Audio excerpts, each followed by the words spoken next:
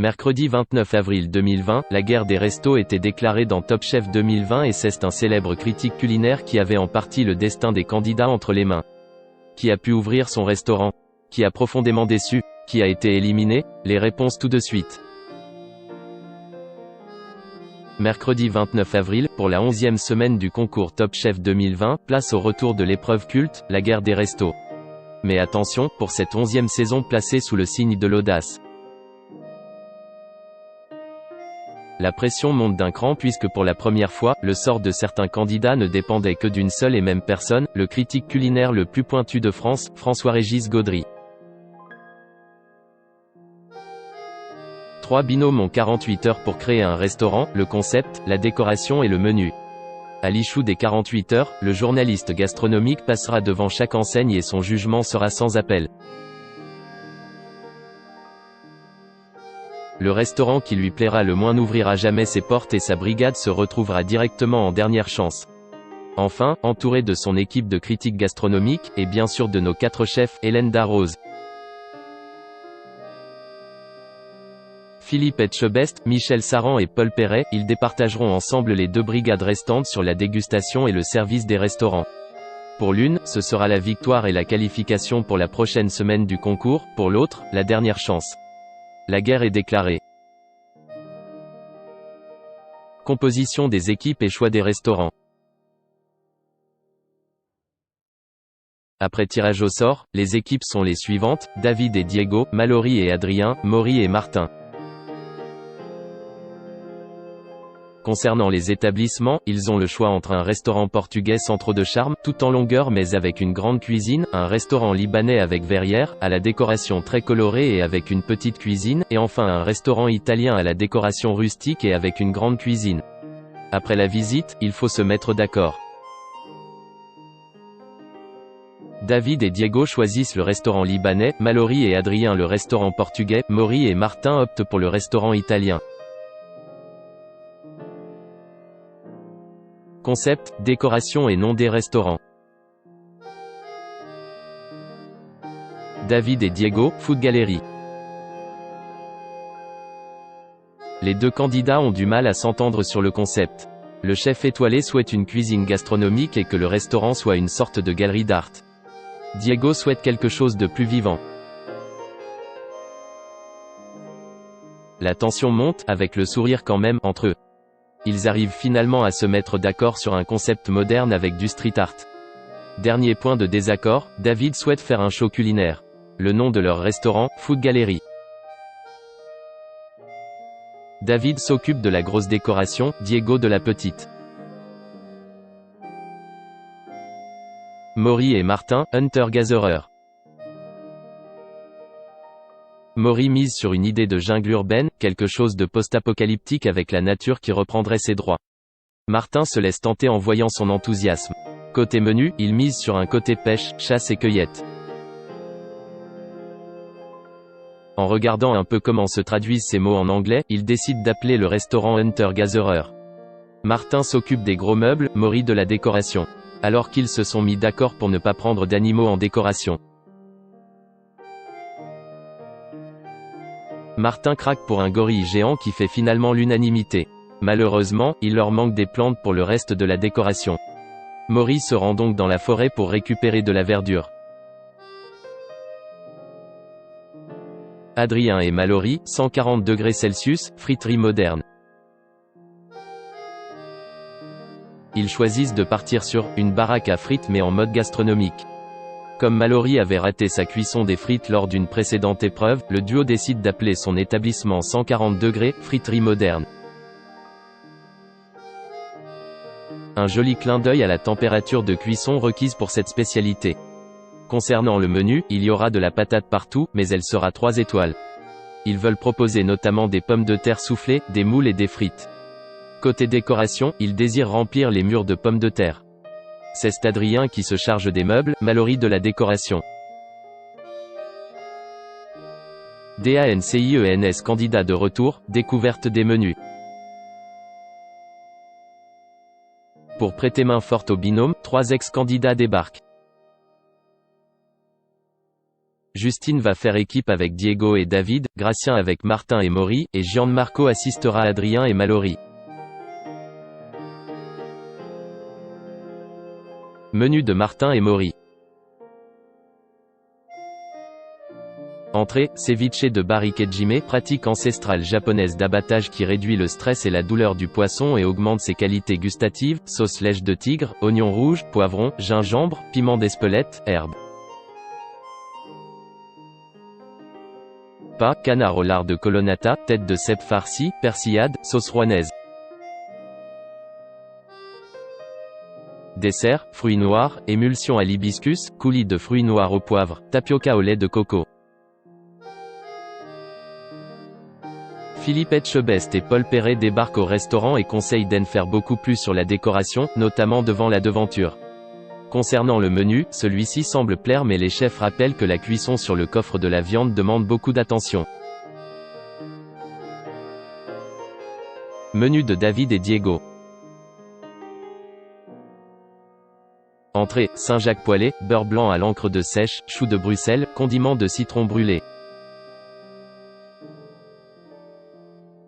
Pas, filet de canette en croûte de noix, purée de butternut à l'huile de noix, oignon grelot farci. Dessert, condiment de calamansi, crémeux de bergamote, citron caviar, meringue. Côté ambiance, il y a quelques tensions. David ne comprend pas le manque d'emballement de Diego pour sa décoration et ils ne sont pas d'accord sur certains éléments du menu. Et puis Diego ne veut toujours pas faire le show autour de la canette, c'est-à-dire la faire fumer. C'est alors que David le piège en parlant de cet aspect de leur proposition devant Hélène Darroze et Michel Saran, qui s'attendent donc à voir le spectacle. Menu d'Adrien et Mallory. Entrée, anguille laquée au soja, purée de chlorophylle, crème d'échalote au vin blanc, ail noir et pommes soufflées. Pas, sole cuite au beurre noisette, moules, champignons, sabayon au beurre et frites. Dessert, tube de pâte philo fourré au crémeux de pommes de terre, vinaigrette de jus d'agrumes et gelée de sweet pomelos. Lors de la préparation en cuisine, ils n'arrivent pas à souffler les pommes de terre. Hélène Darroze et Paul Perret débarquent et leur rappellent que sur ce point ils n'ont pas le droit à l'erreur. La tension monte. François-Régis Gaudry choisit quels restaurants vont ouvrir.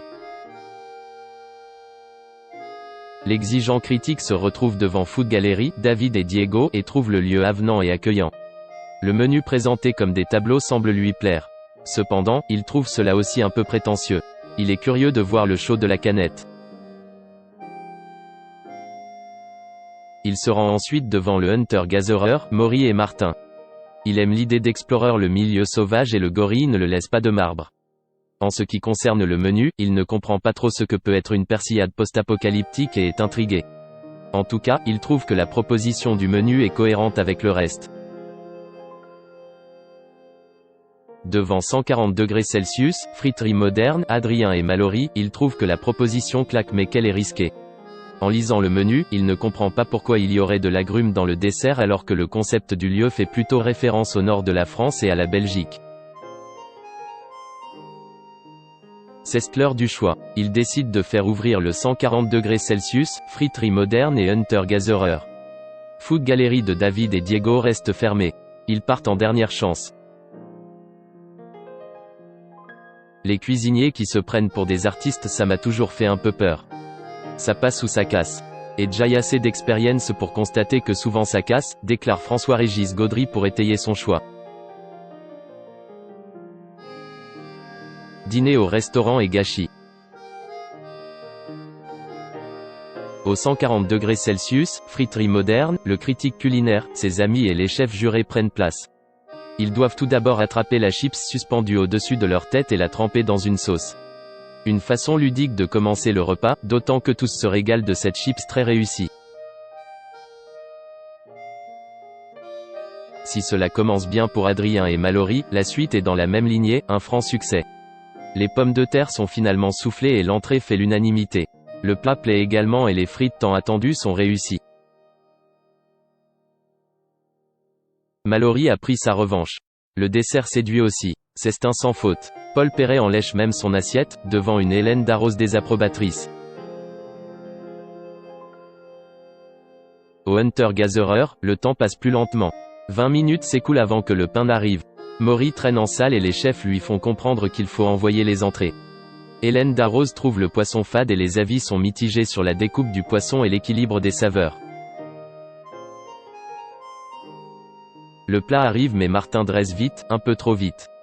Et surtout, le canard n'est pas cuit. Dans aucune assiette. Hélène Darroze et Paul Perret ne peuvent même pas manger la viande. François-Régis Gaudry évoque un gâchis et en fait part à Maury, qui rapporte la nouvelle en cuisine. Le dessert reçoit un accueil mitigé aussi. Il manque de peps selon le célèbre critique.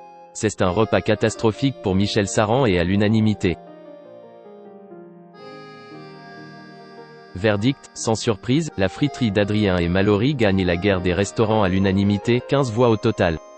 Martin et Maury retrouvent Diego et David en dernière chance. Dernière chance. Avant l'épreuve, Philippe Etchebest demande à parler à Martin en privé et tente de le réconforter. Oui, c'est dur d'avoir raté la cuisson de manière aussi désastreuse, mais il faut qu'il se ressaisisse et se batte. Diego, David, Maury et Martin ont 1 heure pour proposer un plat d'exception autour du maïs. Plat de Martin, beignets de maïs sweet corn, popcorn aux épices, crème de maïs et crémeux d'avocat. Plat de David, faritas de maïs, garniture, poivron, porc haché et maïs, épuma de maïs et popcorn. Plat de Diego, tempura de maïs, guacamole, salade de maïs et sauce barbecue à l'ail noir. Seul hic, il a oublié de prendre du citron pour son guacamole. Il met donc du vinaigre de Xérès pour combler le manque d'acidité. Autre information, il a mis trop de piment et une de ses préparations est très corsée. Il tente d'adoucir le tout en incorporant du maïs dans son guacamole. Plat de Maury, maïs brassé, crème de maïs, jus de maïs et popcorn épicé. Il ajoute aussi des œufs de saumon à la fin. Place à la dégustation à l'aveugle. L'assiette de David est une invitation au voyage et il y a eu beaucoup de boulot. Pour Philippe Etchebest, il manque de la puissance dans le goût. Michel Saran n'est pas d'accord. Hélène Darroze en redemande.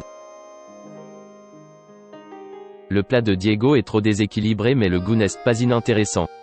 La proposition de Maury, qui est volontairement simple, fait débat en ce qui concerne le visuel.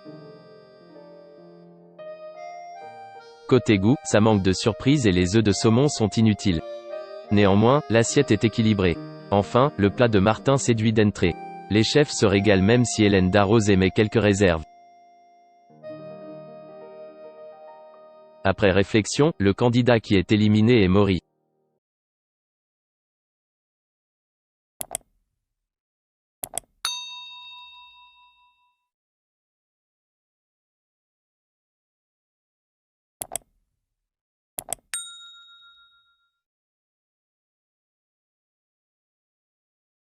Xin chào mừng quý vị và các bạn đến với kênh tin tức VTV Online của chúng tôi.